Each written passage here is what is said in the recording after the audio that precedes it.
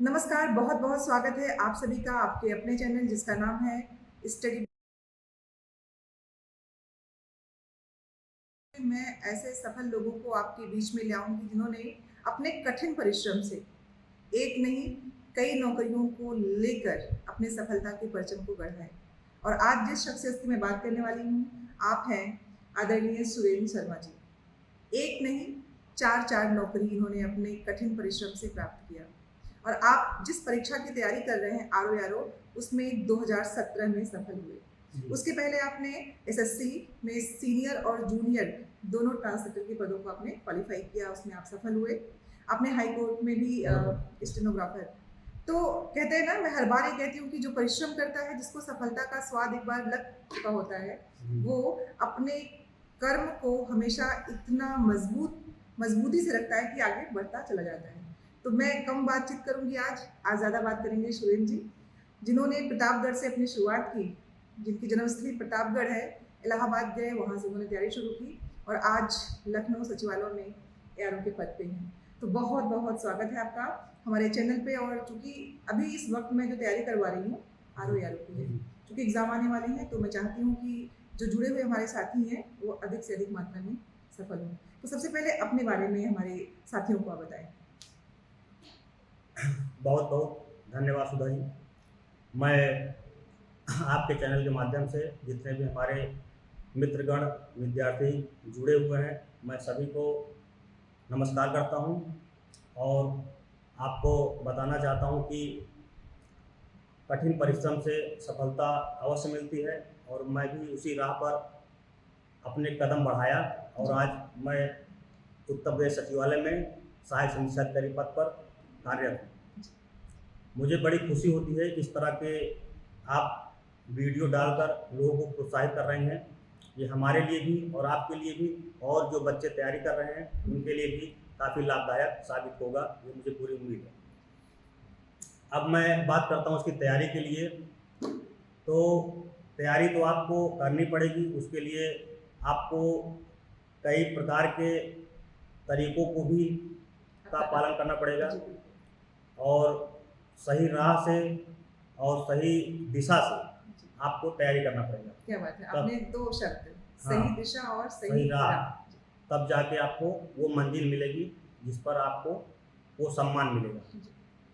तो मैं चूँकि प्रतापगढ़ ज़िले से आता हूँ, मैंने तैयारी जो है इलाहाबाद से की और लगभग 6-7 साल मैंने वहाँ पर संघर्ष किया। इलाहाबाद में आप 6-7 साल रहे? 6-7 साल रहा हूँ और मैंने दिल्ली यूनिवर्सिटी पीजीटी भी किया था इग्नू से, जिसके माध्यम से मुझे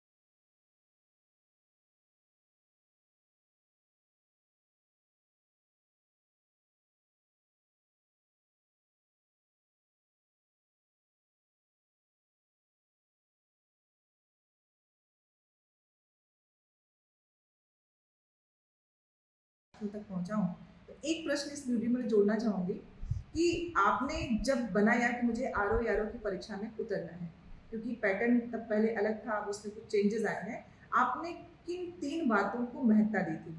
क्या सिलेबस पे ध्यान दिया, किताबों पे ध्यान दिया, अपने ऊपर ध्यान दिया, या तीनों को समाहित किया? आपने किस बात को ज़्यादा तवज्जो दी कि मैं अपनी तैयारी के किस रूपरेखा को आधार बनाऊं तो मैं सेलेक्ट हो ही जाऊंगा? अब मैं आपको वास्तविकता से परिचय कराता हूँ। जैसा कि मैंने कहा, मैं बहुत उद्देश्य तैयारी करने वाला जो विद्यार्थी था, बहुउद्देशीय जी, जो भी मतलब सामने आता था मैं उसे भी लग जाता था जी। अधिकतर लोग इलाहाबाद में ही करते हैं। इलाहाबाद में। जी, तो मैं चूंकि लिटरेचर से पीजी था और हिंदी साहित्य, इंग्लिश में पीजी था, अच्छा, अच्छा। और मैं हिंदी जो है, हिंदी पर मेरी पकड़ थी, क्योंकि मैं इग्नू से जो है ट्रांसलेटर का कोर्स किया था, पीजीटी अच्छा, तब मैं कोर्स किया था, तो मेरी हिंदी पर पकड़ ज़्यादा थी और मुझे ट्रांसलेटर परीक्षा देना था। कंटिन्यू में 2 परीक्षा दिए, तो उस हिंदी को तैयार करने मेरी बहुत अच्छी तैयारी थी। चाहे अनुवादक की तैयारी करते हैं, अनुवादक तैयारी करते करते हिंदी मेरी इतनी अच्छी पकड़ थी कि मैं 60 में से 59 नंबर मेरा हिंदी में हुआ था, प्री में भी। और अच्छा, आपकी प्रारंभिक परीक्षा में हिंदी में 60 में से 59 नंबर। क्या बात है। और जिस मैं कोचिंग में पढ़ रहा था निरंतर कोचिंग इलाहाबाद के, उसमें लगभग जितने भी टेस्ट होंगे सब में मुझे टॉप मिला था हिंदी में। हमारे जो भी मित्र होंगे देखेंगे उसको, बीच में मैं टोकूंगी। मैं भी चाहूंगी कि हमारे इस चैनल पे जब आप अगली बार आएंगे, जब सब्जेक्ट की बात करेंगे, अभी तो आपका मैं इंटरव्यू ले रही हूँ कि कैसे हम अपने अनुभव को शेयर कर सकते हैं, तो आपको हिंदी की क्लास जरूर लेनी होगी। जी ले लेंगे जी, बिल्कुल ले लेंगे। तो हिंदी जो है हमको बड़ा उस पर हमको वो था, कॉन्फिडेंस था, और हिंदी के दम पे मुझे ये सिलेक्शन भी मिला है। क्या बात है। मतलब आपके कहने का तात्पर्य है कि हिंदी की वजह से आपको सिलेक्शन? बिल्कुल, क्योंकि मैं जीएस में मैं बहुत ज़्यादा जो है कॉन्फिडेंस नहीं था उस समय जी, क्योंकि वनडे तैयारी करने वाला या हिंदी ट्रांसलेटर में केवल इंग्लिश और हिंदी पूछा जाता है 100 नंबर पर, तो जीएस पर बहुत वो नहीं रहता है। प्रारंभिक जीएस की मैंने कोचिंग की थी 10 तक में जी, तो बहुत ज़्यादा मैं डीप स्टडी नहीं किया था जीएस पर, लेकिन हिंदी में चूँकि मेरा अच्छा नंबर आ गया, और उसी दौरान 2017 में ही 1/3 माइनस मार्किंग भी था। अच्छा, आपको ध्यान होगा 1/3 माइनस मार्किंग पहली बार 2017 में लागू हुआ था आरओ पर, और उसी दौरान जो लड़के परंपरागत रूप से तैयारी करते थे जो है सिविल की, उनके लिए नई चीज़ थी, और उन्होंने अधिकतर क्वेश्चन अटेम्प्ट किए हैं, और मैंने सीमित क्वेश्चन अटेम्प्ट किए। मुझे जीएस में अगर 35 हुआ था तो मैंने 35-40 टच किया। अच्छा, आपने वो पैटर्न फॉलो नहीं किया कि सब पे कुछ तो सही हो जाएगा? नहीं, उस पर नहीं। हमने पहले जब हम पढ़ते थे तो जब नेगेटिव मार्किंग होती थी तो लोगों का पैटर्न था कि चलो 4 में से अगर 3 सही हो गया तो 1 का माइनस इसमें काउंट नहीं होगा। ये लोगों के मेंटल उस पे था कि चलो कर देते हैं। अब चूंकि 1/4 होता तो मैं थोड़ा सा रिस्क ले सकता था, 1/3 माइनस मार्किंग होने की वजह से मैंने कोई रिस्क नहीं लिया। ऐसे ही मुझे बेनिफिट मिला जो मैं यहाँ पहुँचा। क्या बात है। और हमारे मित्र हमसे अच्छे थे, लेकिन उन्होंने क्वेश्चन ज़्यादा अटेम्प्ट किए, उनके क्वेश्चन माइनस में चले गए और वो बेचारे बाहर हो गए। यही था, हिंदी पे हमने 60 किया था, 59 था, और जीएस पे भी हमने लगभग वही 40-45 क्वेश्चन किया था, और लगभग हमारे क्वेश्चन सही।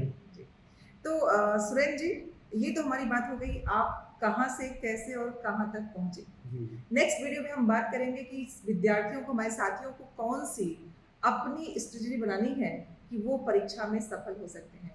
बहुत बहुत धन्यवाद, मिलते हैं नेक्स्ट वीडियो में।